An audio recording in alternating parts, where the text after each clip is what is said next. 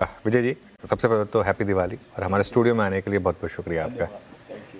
तो इस समय आप कैसा फील कर रहे हैं मार्केट को लेकर? अगर किसी गाने के टर्म्स में सोचा जाए तो इस समय आपकी फीलिंग क्या है मार्केट को लेकर? क्योंकि पिछले एक साल से समझ में नहीं आ रहा है कि ये मार्केट बुलिश है या बेरिश है। कहीं नहीं गया मार्केट इंडेक्स लेवल पर। इंडिविजुअल स्टॉक्स में काफ़ी, जैसे कहते हैं, एक रॉकेट भी रहे हैं, काफ़ी बम भी फुस हुए हैं। तो आपका क्या व्यू है इस समय? मेरे को ऐसे लगता है कि देखो, हमने बहुत 3-4 साल बहुत बड़ी दिवाली मनाई है हमने। ठीक है, सारे त्यौहार मना लिए 21, 22, 23, 24 के अंदर में हमने सारे त्यौहार मना लिए। तो उसके अंदर में जैसे ऐसा बोलते हैं ना कि बैसाखी या ईद, दशहरा, क्रिसमस या पोंगल का त्यौहार, दिन को होली, रात दिवाली, रोज मनाता शेयर बाजार। तो हम लोगों ने 3-4 साल बहुत दिवाली मना ली। तो अभी थोड़ा क्या होता है लाइफ के अंदर में, हर समय कभी कभी अकर्म भी कर्म होता है, जैसे बोलते हैं inactivity is also an activity. तो इस बोल कर मेरे को लगता है कि अभी ये कंसोलिडेशन फेज में मार्केट है, और जो 1 साल हो गया इस मार्केट को कंसोलिडेशन फेज में आए, मेरे को लगता है शायद 6 महीना 9 महीना कुछ और ऐसा होगा कि मार्केट थोड़ा यहाँ पर कंसोलिडेट करेगा, अपने आप अपनी धुरी ढूंढेगा कि किधर वैल्यू है, किधर वैल्यू नहीं है, किधर ओवर वैल्यू है, किधर अंडर वैल्यू है। तो थोड़ा सा ये एक ऐसा वाला फेज मार्केट का चलने वाला है, और 6 महीना या 9 महीना। 6 से 9 महीना तो और थोड़ा पेशेंस टेस्ट होगी। विजय जी, इस समय ज़्यादातर जगह जहाँ मैं जाता हूँ मुझसे एक ही सवाल पूछा जाता है कि मार्केट ने पिछले 1 साल में 0 रिटर्न दिया और गोल्ड ने मुझे 60% का रिटर्न दे दिया, सिल्वर ने उससे भी ज़्यादा रिटर्न दे दिया, और साथ ही वो मेरे पास एक एसेट भी है, फिजिकल एसेट भी है। तो मैं गोल्ड या सिल्वर में क्यों ना इन्वेस्ट करूँ इस समय? मोमेंटम अगर वहाँ पर है तो वहाँ क्यों ना इन्वेस्ट करूँ? आपका क्या व्यू होगा इस पर? तो ये कोई नई बात नहीं है, तो 5000 सालों से सोना और चांदी चले आ रहे हैं। ये आज कोई नया बात नहीं आया कि मैं इसमें क्यों इन्वेस्ट करूं। ठीक है, ये तो समझिए शेयर बाजार भी जब से 30-40 सालों से जब से है, तब से अगर आप सोने से कंपेयर करोगे रुपी टर्म्स में, तो ऑफकोर्स सोना ने हो सकता है बेटर रिटर्न दिया हो, लेकिन उसके अंदर में प्रोडक्टिविटी भी नहीं है और एक्टिविटी भी नहीं है। अब मैं ऐसा सोचता हूं कि जैसे मेरा भी सोना चांदी में इन्वेस्टमेंट है, लेकिन वो माइनर है, समझिए 10% होगा, दोनों मिला के ज़्यादा से ज़्यादा होगा।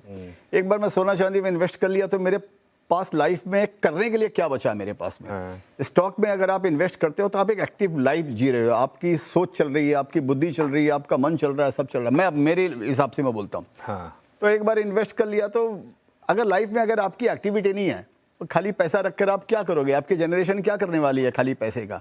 अगर उनमें वो सोच अगर डेवलप नहीं होगी, उनमें अगर वो मानसिकता, कुछ क्रिएटिविटी, प्रोडक्टिविटी की बातें अगर आपके दिमाग में नहीं रहेगी, तो फिर आप पैसे का क्या करोगे? आप ऐसे खत्म हो जाएगा पैसा।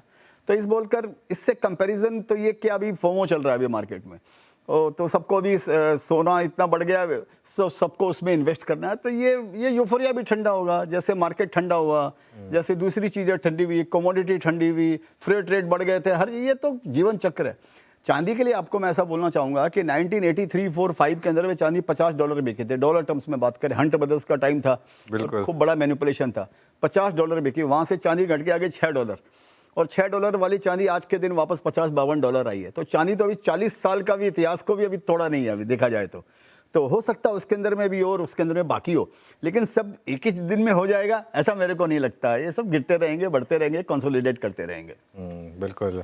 तो आपने कहा कि अभी मार्केट में कंसोलिडेशन फेज और लंबा चलेगा और अभी 6 से 9 महीने और कंसोलिडेशन फेज चलेगा। ऐसे में विजय जी, स्टॉक सिलेक्शन की अहमियत बढ़ जाती है, क्योंकि अगर आप देखें इस मार्केट में ऐसा नहीं है कि सब कुछ फ्लैट रहा है, बहुत शानदार रिटर्न्स भी रहे हैं। आपका पोर्टफोलियो काफ़ी जगजाहिर है, लेकिन कोई रीसेंट एडिशन जो आपने किया हो अपने पोर्टफोलियो में जहां आपको लग रहा है कि काफ़ी अच्छे पोटेंशियल हैं? नहीं, मेरे को ऐसा नहीं लगता कि मार्केट में कोई बहुत बड़ा पोटेंशियल है क्योंकि अभी आदत पड़ गई है कि वो कहता है ना अनुज भाई कि आदमी जो कहता है, आदमी जो सुनता है, जिंदगी भर वो सदाएं पीछा करती है।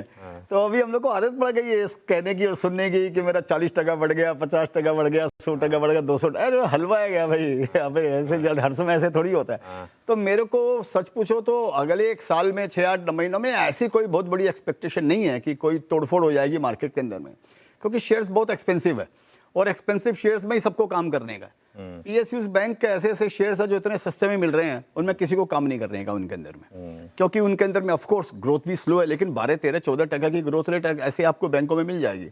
उनमें किसी को काम नहीं कर रहे हैं क्योंकि इनके बारे में रोज रोज कोई खबर नहीं आ रही, इतना ऑर्डर मिल गया, उतना ये मिल गया, इतना ये खुल रहा है, उतना वो खुल रहा है।